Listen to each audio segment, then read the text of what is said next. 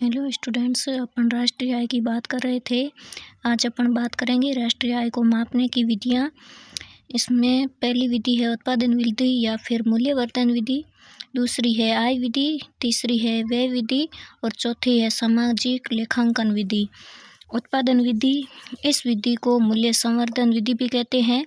इस विधि के अनुसार किसी देश में उत्पादित अंतिम वस्तुओं व सेवाओं के बाजार मूल्य का योग राष्ट्रीय आय होती है। भारतीय संदर्भ में उत्पादन विधि उत्पादक के क्षेत्र, कृषि क्षेत्र में, यानी कि अपन कोई एक उदाहरण लेते हैं तो इसमें पहले कपास लेंगे, फिर कपड़ा होगा और फिर उससे रेडीमेड शर्ट बनेगा, यानी कि जिसकी भी अंतिम वस्तु होगी इसको जोड़ा जाएगा। दूसरी है आय विधि या फिर संगणना विधि।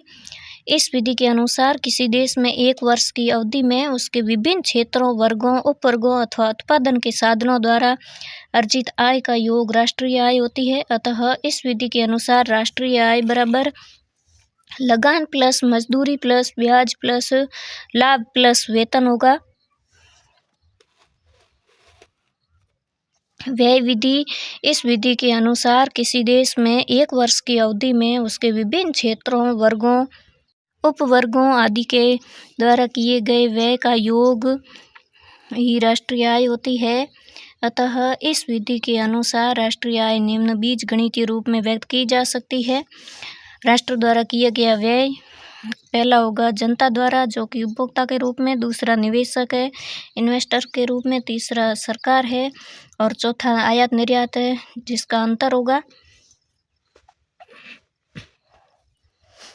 चौथी है सामाजिक लेखांकन विधि। समाज को विभिन्न आय वर्गों में विभक्त कर राष्ट्रीय आय को मापने की इस विधि के प्रतिपादक सर रिचर्ड स्टोन थे।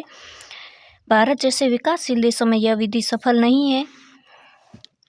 भारत में राष्ट्रीय आय को मापने की मिश्रित विधि अपनाई जाती है।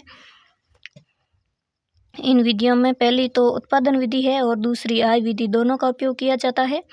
भारत में राष्ट्रीय आय की अपनाई जाने वाली मिश्रित विधि के प्रतिपादक डॉक्टर V.K. राव है। भारत के सबसे बड़े असंगठित क्षेत्र कृषि क्षेत्र में उत्पादन विधि अपनाई जाती है। एकमात्र क्षेत्र विनिर्माण जिसमें व्यय विधि का उपयोग किया जाता है। प्रत्येक विधि से प्राप्त आय एक समान होती है।